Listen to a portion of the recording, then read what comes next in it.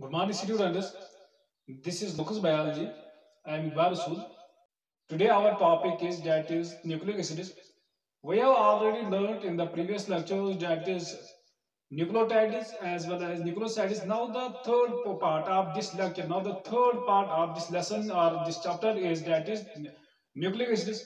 What is a nucleic acid? Before we start the nucleic acid, we know that nucleotide is base plus sugar plus phosphate. When these three combine, they result the formation of nucleotide. Now, this nucleotide, when so many nucleotides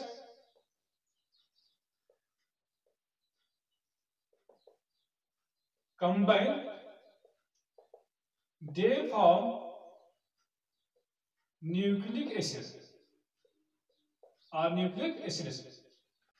ठीक है, इसका मतलब यह होता है कि ये जो न्यूक्लिक एसिड जो होते हैं, these are the polymers of nucleotides or polymers of nucleotides. In other words, we can also say that nucleic acids are polymers of nucleotides. This is a simple definition of the nucleic acid. This is simply this is simply called that is nucleic acid.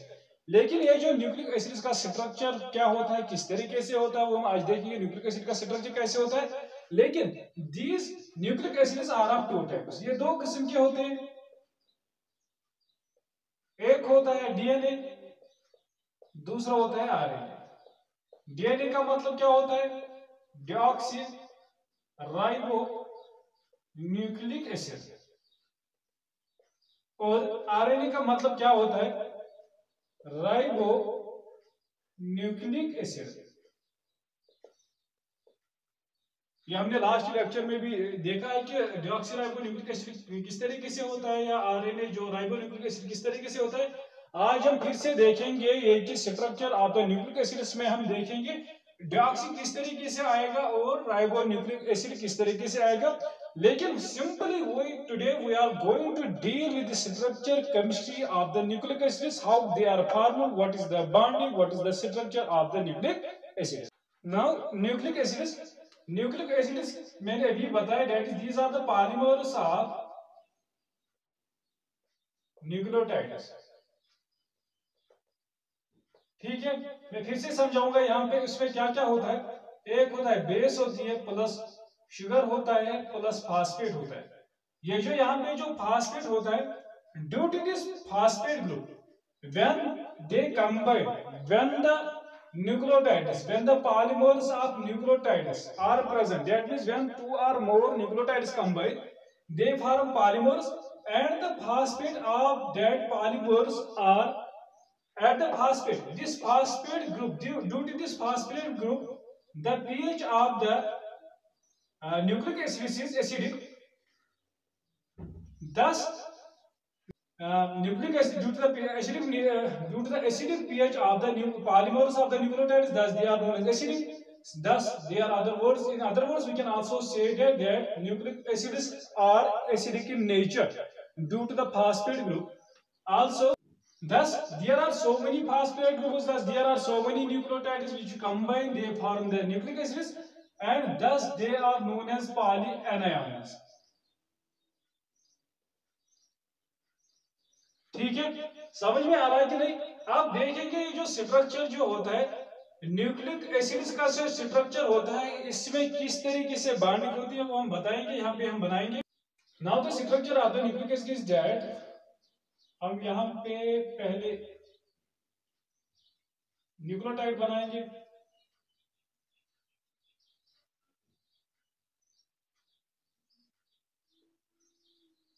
यहाँ पे nitrogen है, nitrogen nitrogen nitrogen, यहाँ पे NH2 है, alternate double bonds है.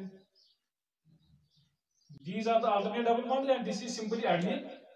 और ये adenine को हम कंबाइन करेंगे। यहाँ पे हमने जो न्यूक्लियोटाइड में लास्ट लेक्चर में भी हमने पढ़ा है, वहां पे हमने राइबोस लाया है, यहाँ पर भी हम राइबोस ही लाएंगे।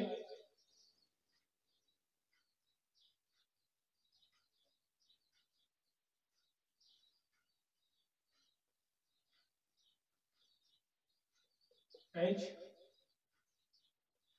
OH OH H H, यहाँ पे H है, CH2O यहाँ पे है। उसके बाद यहाँ पे फास्फेट ग्रुप्स होते हैं। कितने फास्फेट ग्रुप्स होंगे वो डिपेंड अकॉर्डिंगली वो डिपेंड करेंगे। Now the naming of this is, हमने पिछली बार भी नेमिंग सीखी है, लेकिन आज भी फिर हम नेमिंग इसकी बताएंगे किस तरीके से यहाँ पे बाइंडिंग होती है। 1 2 3 4 5 6 7 8 और 9, यहाँ पे 1 dash 2 dash 3 dash 4 dash and 5 dash. ठीक है, पहले मैं स्ट्रक्चर बनाऊंगा, उसके बाद हम देखेंगे यहाँ पे किस तरीके से फॉर्मेशन होती है, बॉन्डिंग जो होती है उस बॉन्ड का नाम क्या होता है, वो किस तरीके से होता है, वो हम बाद में देखेंगे, लेकिन पहले हम इस स्ट्रक्चर को कंप्लीट करेंगे। उसके बाद अगर मैं दूसरा स्ट्रक्चर बनाऊंगा, दिस इज सिंपली, ये तो यहाँ पे हमने एक न्यूक्लियोटाइड बनाया है, दैट इज यहाँ पे एडेनिन का न्यूक्लियोटाइड है। अब हम that is adenosine monophosphate, phosphate एक ग्रुप है, दैट इज सिंपली हमने यहाँ पे बनाया है AMP, AMP यहाँ पे हमने बनाया है। लेकिन अब हम पॉलीन्यूक्लियोटाइड्स बनाते हैं। अब हम दूसरा स्ट्रक्चर बनाएंगे, दूसरा न्यूक्लियोटाइड बनाएंगे। दूसरा न्यूक्लियोटाइड किसका बनाएंगे, वो हम चाहे वो यूरासिल हो या थायमिन का बनाएंगे। हम यहां से शुरू करके यहाँ पे फास्फेट भी शुरू करेंगे, इस यहां से शुरू करेंगे, फास्फेट है, डबल सिंगल बॉन्ड O, यहाँ पे भी पहले डबल बॉन्ड रखूंगा, यहाँ पे O है, यहाँ पे CH2 है, यहाँ पे इस तरीके से बॉन्डिंग होती है।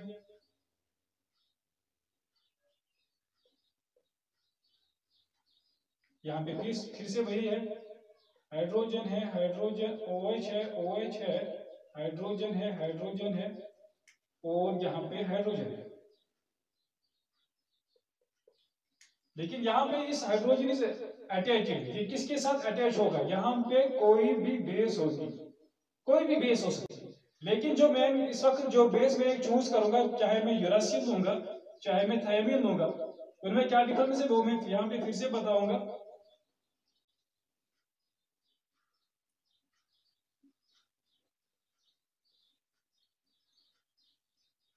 यहाँ पे डबल बॉन्ड O है, डबल बॉन्ड O है, यहाँ पे नाइट्रोजन है, नाइट्रोजन है, but this nitrogen attached hydrogen, और यहाँ पे CH3 है, और यहाँ पे डबल बॉन्ड है। और यहाँ पे डिफरेंस सिर्फ यूरासिल और थायमिन की होती है, वो सिर्फ CH3 की डिफरेंस होती है। यहाँ पे एक में CH3 है, दूसरे में CH3 नहीं है।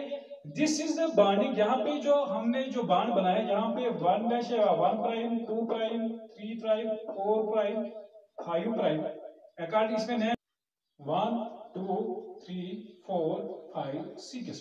ठीक है, These are not two. This is one nucleotide. This is second nucleotide. उसके बाद और मैं यहाँ पे क्या करेंगे, यहाँ पे उनके दरमियान बाण बनाएंगे। अभी उनके दरमियान हम बाण बनाएंगे, बाण किसके दरमियान होता है, डेट इज यहाँ पे जो 3 प्राइम जो होता है और ये फास्फेट ग्रुप जो होता है उसके साथ बाइंडिंग होती है, that is oxygen is no bonded with the 3 prime of the sugar of the previous nucleotide. यहाँ पे मैं डबल बॉन्ड हटाऊंगा और यहाँ से हाइड्रोजन और ऑक्सीजन एलिमिनेट हो जाएंगे, और यहाँ पे ऑक्सीजन वैसे ही रहेगा, और दिस इज द बॉन्डिंग। यहाँ पे 3 डैश है, लेकिन यहाँ पे ये जो फास्फेट ग्रुप जो होता है ये 5 डैश के साथ अटैच होता है। उसके बाद हम देखेंगे इसका मतलब क्या होता है। उसके बाद यहाँ पर फिर से मैं एक और न्यूक्लियोटाइड बनाऊंगा, यहाँ से फिर से वही इसी तरीके से मैं यहाँ पे फिर से बनाऊंगा। यहाँ पे मैं फास्फेट लिखूंगा, यहाँ पे फास्फेट है, यहाँ पे ऑक्सीजन है, यहाँ पे ऑक्सीजन CH2, यहाँ पे ऑक्सीजन, देखिए उसका नेगेटिव चार्ज है, यहाँ पे CH2 के साथ में राइबोस की अटैचमेंट करूंगा। ठीक है, यहाँ पे हाइड्रोजन है, OH OH H H H, और यहां से और एक डेट इज, चाहे वो प्यूरिन होगा चाहे वो पायरिमिडिन होगा, दैट में सिंपली यहां से कोई भी बेस आ सकती है। यहाँ पे मैं सिंपली अब बेस बनाऊंगा, डेट इज साइटोसिन की बेस बनाऊंगा यहाँ पे मैं। यहाँ पे नाइट्रोजन है, यहाँ पे नाइट्रोजन है, this nitrogen is attached with this, और यहाँ पे नंबरिंग 1 2 3 4 5 6, ठीक है। और साइटोसिन में क्या होता है, साइटोसिन में यहाँ पे डबल बॉन्ड ऑक्सीजन होता है, यहाँ पे NH2 होता है, और डबल बॉन्ड यहाँ पर और यहाँ पर होती है। नाउ यहाँ पे 1 और 1 प्राइम के दरमियान बॉन्ड है, यहाँ पर भी बॉन्ड 1 और 1 प्राइम के दरमियान। अब हमें यहाँ पे बॉन्ड जो बनाना है, जो बॉन्ड यहाँ पे हम बनाएंगे, डेट इज यहाँ पे ऑक्सीजन फिर से रिमूव हो जाए, यहाँ पे हाइड्रोजन ऑक्सीजन रिमूव हो जाएगा, यहाँ पे फास्फेट का एक ग्रुप रहेगा, एक बॉन्ड रहेगा, ऑक्सीजन यहाँ पे आएगा, this is a simple bond. और यहाँ पे 3 डैश है, यहाँ पे ये 5 प्राइम डैश है, ठीक है। ये that is 4 prime 3 prime 2 prime 1 prime. अब ये बॉन्ड होती है, ठीक है। उसके बाद यहाँ से फिर यहाँ से ये ऑक्सीजन रिमूव हो जाएगा, उसके बाद फास्फेट आएगा, यहाँ से बेस शुगर आएगा, उसके बाद यहाँ से ऊपर से फास्फेट ग्रुप आएगा, सॉरी फास्फेट ग्रुप, यहाँ पे कोई भी बेस होगी, ठीक है। This is the simple structure of the nucleic acid. यहाँ पे एक न्यूक्लियोटाइड है, ये दूसरा न्यूक्लियोटाइड है, ये तीसरा न्यूक्लियोटाइड है। कितने न्यूक्लियोटाइड हमने यहाँ पे बनाए, 3। उसके बाद यहाँ से 4th न्यूक्लियोटाइड होगा, इसके बाद एकाल्डी 5th, इसके बाद एकाल्डी 6th, इसके बाद एकाल्डी 7th, and the polymers of the nucleotide, that means the यहाँ पे पॉलीमर होगा, यहाँ पे पॉलीमराइजेशन रिएक्शन होगी, यहाँ पे पॉलीमर बन जाएगा। किसका पॉलीमर बन जाएगा, न्यूक्लियोटाइड का पॉलीमर बन जाएगा, and which results the formation of nucleic acids. और ये जो न्यूक्लिक एसिड्स है, अब यहाँ पे बॉन्डिंग जो होती है, ये बॉन्डिंग कहां से होती है, यहाँ पे अगर हम पहले न्यूक्लिक एसिड न्यूक्लियोटाइड को देखेंगे, न्यूक्लियोटाइड का 3 डैश जो 3 प्राइम जो शुगर का होता है, वो फास्फेट ग्रुप के साथ अटैच होता है। लेकिन ये जो बॉन्डिंग फास्फेट जो होता है, ये फास्फेट किस कार्बन के साथ अटैच होता है, on the base of this. यहाँ पे on the base of this हम इसको नाम देते, डेट इसका 3 प्राइम या 3 डैश और इस कार्बन का 5 डैश, ठीक है। समझ में आ रहा है कि नहीं, डेट इसका 3 डैश और इस राइबोस या इस शुगर का 3 डैश और इस शुगर का 5 डैश, डेट इज यहाँ पे जो बॉन्डिंग होती है वो होती है 3 डैश 5 डैश की बॉन्डिंग। ये किनके दरमियान होती है, एक न्यूक्लियोटाइड और दूसरे न्यूक्लियोटाइड के दरमियान। ये एक न्यूक्लियोटाइड है और ये दूसरा न्यूक्लियोटाइड है, लेकिन on the base of the sugar, on the base of sugar यहाँ पे हम जो बॉन्डिंग देते हैं वो शुगर और ये फास्फेट का काउंटिंग यहाँ पे नहीं होती है। ये phosphate is attached with this carbon of the sugar at the number 5, that is 5 prime or 5 dash, so we call it at 3 dash 5 dash bonding, ठीक है। यहाँ पे 3 dash 5 dash bonding जो होती है, इस बॉन्ड को, ये जो बॉन्ड जो होता है 3 dash 5 dash बॉन्ड, इन यहाँ पे जो फास्फेट थ्रू फास्फेट की अटैचमेंट होती है, इसका नाम होता है phosphodiester bond.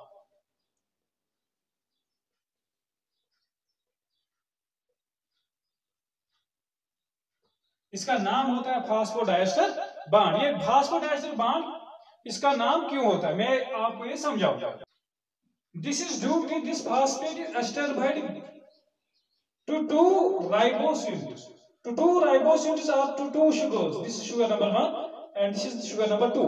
That is, this is ribose number 1 and this is ribose number 2. That is due to on the base of sugars, and there is an ester bond which is formed between the 2 ribose sugars by phosphate. Thus, it is known as phosphodiester bond. Now, in this case, in this nucleic acid, that these are the polymers of the nucleotides. Lekin the nucleotide which is incorporated in the polymer chain of the nucleic acid, or in the nucleic acid which take part in the nucleic acid which take part in the polymer of the nucleic acid is known as nucleotide residue. That means यहाँ पे ये एक residue है, ये दूसरा residue है, ये तीसरा रेसिड्यू है, इसके बाद यहाँ पे 3 है, that is 4 होगा, 5 6 7 8 so on and so forth। यहाँ पे हर एक जब जो भी न्यूक्लियोटाइड कंबाइन होगा, that means which takes place in the polymer, which takes place in the nucleic acids is known as nucleotide residue। उसके बाद यहाँ पे मैं आपको समझाऊंगा, ये जो पहला न्यूक्लियोटाइड है, हम राइबोस की जो काउंटिंग हमने शुरू की है, that is 1 dash 2 dash 3 dash 4 dash। उसके बाद हमने 3 डैश और 5 डैश का जो फास्फोडाइस्टर बॉन्ड बनाया है वो हमने सीखा, वो किस तरीके से फास्फोडाइस्टर बॉन्ड होता है। उसके बाद ये जो पहला न्यूक्लियोटाइड जो होता है, ये पहला नहीं है, ये पहला नहीं, इससे पहले भी हो सकते हैं, लेकिन जहां से शुरू होगी chain, this is the first one, यहां पे हमने शुरू की chain, that is first nucleotide. ठीक है, यहां पे हमने खत्म की चेन, यहां पे फॉर एग्जांपल यहां पे जो हमने खत्म की chain, that is last nucleotide. In between the two, यहां पे इनके दरमियान infinite number of nucleotides are present.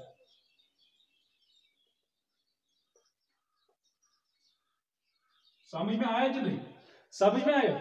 इसको हम पहला कंसिडर करेंगे, इसको हम लास्ट कंसिडर करेंगे। बीच में बहुत सारे हो सकते हैं, बीच में बहुत सारे होंगे, और वो बीच में जो होंगे उनको हम कहते हैं न्यूक्लियोटाइड रेसिड्यूज, और न्यूक्लियोटाइड जो सिंपली कहते हैं, लेकिन यहाँ पे प्रॉपर वर्ड है, that is nucleotide residue, that is in between the first and in between the first and last there are so many number of nucleotide residues which are present in the nucleotide chain, in the nucleic acid chain or simply polymer। उसके बाद क्या होता है, ये पहला है। अब हमें अकॉर्डिंग टू नेम देके, अकॉर्डिंग टू जो नाम होता है वो अकॉर्डिंग टू हम शुगर देते हैं। यहाँ पे जो 5' जो कार्बन होता है, इस पे फास्फेट ग्रुप जो होता है, हम इसको भी नाम अगर देंगे, that it is also with 5'। समझ में आया? इसका मतलब है कि जो फास्फेट जो होता है वो किस कार्बन के साथ बाइंड होता है, या उसकी जो बॉन्डिंग होती है वो किसके साथ होती है, वो राइबोस की 5th कार्बन 5 प्राइम के साथ अटैचमेंट होती है, बॉन्डिंग होती है, बॉन्ड होता है। ठीक है, उसके बाद जो लास्ट वाला जो होता है, लास्ट वाले पे हम यहाँ पे देखेंगे, लास्ट वाले पे यहाँ पे जो फास्फेट जो नेक्स्ट आएगा, यहाँ पे अभी तक फास्फेट नहीं है, यहाँ पे जो ऑक्सीजन और OH जो है, दिस इज 3 प्राइम, यहाँ पे जो होता है दिस इज 3 प्राइम, ये कार्बन नंबर 3 है, दैट इज 3 प्राइम है, ये लास्ट वाला है, ये फर्स्ट वाला है, in between the two there are infinite number of nucleotide residues, that means अब हमें काउंटिंग शुरू करनी है, अब हमें इसका नाम देना है। अब हम शुरू करेंगे किस तरीके से, बाय कन्वेंशन जो हम कहते हैं, दैट इज हम शुरू करते हैं लेफ्ट टू राइट। ठीक है, ये लेफ्ट वाला है, ये लेफ्ट वाला पोर्शन है, और ये राइट वाला पोर्शन है, क्योंकि हमने यहां से शुरू किया, ये राइट में जाता है, जाता है और आगे आगे जाएगा, that means it will move in the right hand direction, and it was present at the left hand direction, that means by convention it is 5', we will start from the 5' and we will end at the 3' end, that means this 5' and 3' end, these are now open, these are now open for next bonding। लेकिन यहाँ पे जो polynucleotide है, यहाँ पे जो polynucleotide है, हम कंसिडर करेंगे इसमें कितने न्यूक्लियोसाइड रेसिड्यूज है, न्यूक्लियोटाइड रेसिड्यूज 100 है। ठीक है, सिंपल सिटी समझाने के लिए मैं आपको ये कंसीडर करूंगा, ये 100 total number of polynucleotide, total number of nucleotide residues 100 है, ये फर्स्ट वन है, ये लास्ट वन है, दैट इज 100 वाला है, और in between the two that is there are 98 nucleotide residues. ठीक है, in between the two there are 98 residues, ये एक पॉलीन्यूक्लियोटाइड है, that is known as nucleic acid. फिर आरएनए होगा, डीएनए होगा, किस तरीके से होगा, क्यों होगा, वो हम आगे देखेंगे, आरएनए के स्ट्रक्चर में देखेंगे या डीएनए के स्ट्रक्चर में देखेंगे, लेकिन हम यहाँ पे सिंपली न्यूक्लिक एसिड की बात करते हैं। और ये जो लास्ट वाला होगा, इसका ये 3' है, इसका ये 3 प्राइम टर्मिनल जो होता है, 3 प्राइम कार्बन जो होगा वो फ्री होगा, और इसका जो 5' कार्बन जो होगा, इस पे फास्फेट ये फ्री होगा। 10 जहां पे बाय कन्वेंशन हम लिखते हैं 5' to 3'। समझ में आया? यहां से शुरू करेंगे from left to right, then it is known as 5' to 3', यानी कि ऊपर से नीचे, from this to this is known as 5', this is known as 3'।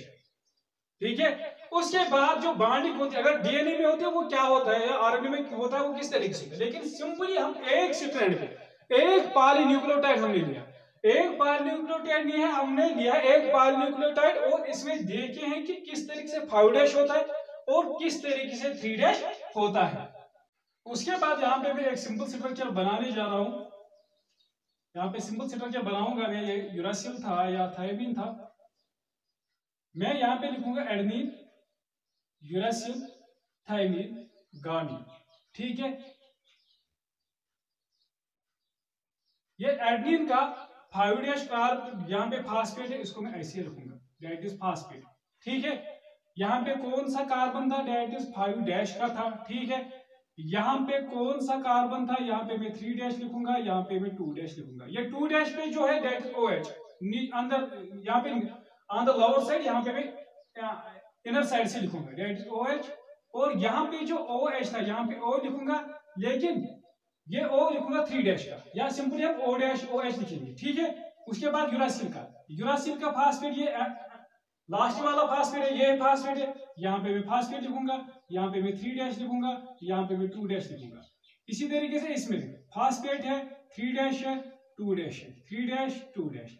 इसी तरीके से इसमें फास्फेट है, 3 डैश है, 2 डैश है, ठीक है। 3 डैश में OH है, OH है, OH OH OH और OH, ठीक है। यहाँ पे OH OH ग्रुप्स होते हैं। उसके बाद जो बॉन्डिंग होती है सिंपल सिटी के लिए आपको समझाने के लिए मैं फिर एक यहाँ पे जो स्ट्रक्चर है, यहाँ का ये जो O है, या यहाँ पे जो फास्फेट के साथ जो O अटैच होते हैं वो रिप्लेस होंगे, और यहाँ पे इनके दरमियान बॉन्डिंग होती है दैट इज 3 डैश। ये किस पे था? 5 डैश पे था, यहाँ पर भी 5 डैश, यहाँ पे भी 5 डैश, ठीक है।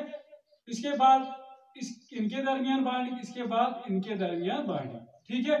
उसके बाद जब यहाँ पे जो OH होगा इसको फिर से H का यहाँ पे ओपन रहेगा, क्योंकि ये लास्ट वाला है, ये लास्ट वाला है, ये फर्स्ट वाला है। जब ये फर्स्ट और लास्ट को देखिए, फर्स्ट वाले पे कौन सा एंड फ्री है? That is 5 dash free and free है, और लास्ट वाले पे कौन सा एंड फ्री है? दैट इज 3 डैश फ्री है। Thus it is known as, जो चैन हम लिखते हैं that is 5 dash to 3 dash, ठीक है। समझ में आया? दैट इज 5 डैश किसका है? एडेनिन का है। 3 डैश किसका है? लास्ट वाले का है, दैट इज साइटोसिन का 3 डैश है। लेकिन यहाँ पे हमने गानी लास्ट पे लिया है, यहाँ पे एडेनिन लास्ट फर्स्ट पे लिया, लेकिन 5 डैश किसका है? एडेनिन का है। लास्ट पे 3 डैश किसका है? दैट इज गानिन का 3 डैश है। नाउ ये जो पॉलीमर्स है, पॉलीमर्स किसके हैं? न्यूक्लियोटाइड्स की फॉर्मेशन किसकी होती है? न्यूक्लिक एसिड की फॉर्मेशन होती है। अगर हम A को देंगे, this is the first nucleotide, then अगर हम A को देंगे देन इसका नाम जो होता है दैट इज मोनोमर। 2 देंगे देन इज डाइमर, 3 देंगे then is trimer, tetramer, so on and so forth. जब बहुत सारे कंबाइन होते हैं then it is known as polymer. यहाँ पे जो पॉलीमर जो होता है, यहाँ पे the property of polymer or monomer जो होता है इसका, या डाइमर जो होगा, या ट्राइमर जो होगा। अगर हम पॉलीमर और मोनोमर को यहाँ पे property on the base of property, इसमें कौन सी प्रॉपर्टीज होंगी, इसमें कौन सी प्रॉपर्टीज होंगी, इनमें चेंज प्रॉपर्टी होती है या नहीं।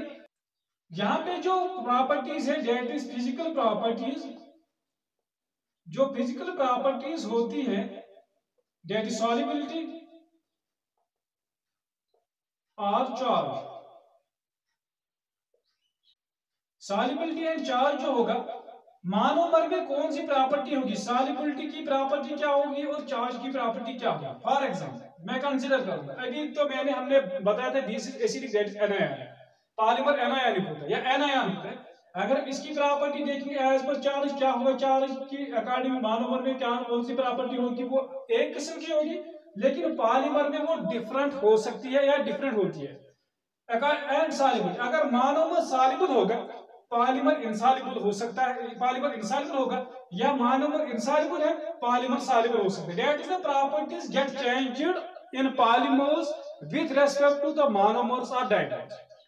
समझ में आ रहा है कि नहीं? And this is the polynucleotide, this is the polynucleotide that is known as nucleic acid. लेकिन यहाँ पे एक और इंफॉर्मेशन जो होती है वो कांस्टेंट रहती है, वो थ्रू आउट द कांस्टेंट रहती है, वो चेंज नहीं होती है।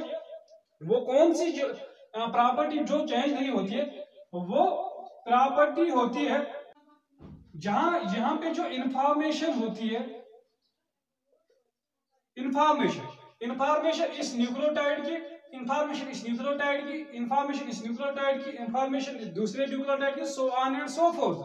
जो इंफॉर्मेशन जो होती है वो सेम रहती है, चाहे वो मोनोमर हो चाहे वो पॉलीमर हो। इसका मतलब क्या होता है? अगर पहला जो न्यूक्लियोटाइड है इसमें जो इंफॉर्मेशन इस न्यूक्लियोटाइड इसकी वजह से होती है, यहाँ पे पॉलीमर में भी इस न्यूक्लियोटाइड की वजह से वो प्रॉपर्टी कांस्टेंट रहती है।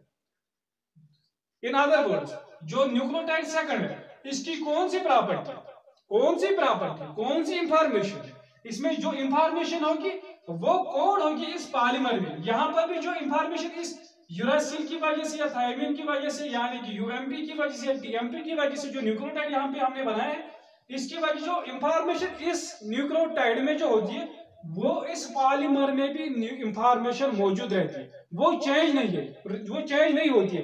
That is the information in case of monomers, in case of dimers, in case of trimers, in case of polymers remains the same, remains constant throughout, whether it's a polymer, whether it's a monomer, whether it's a dimer, whether it's a tetramer, so on and so forth. That means information does not get changed. उसके बाद जो this was the about the nucleic acid structure, उसके बाद जो इसके types होते हैं, RNA जो होता है, डीएनए जो होता है, इसमें जो स्ट्रक्चर होता है वो किस तरीके से वो होता है, we will see in the next lecture. Till then, अल्लाह हाफिज।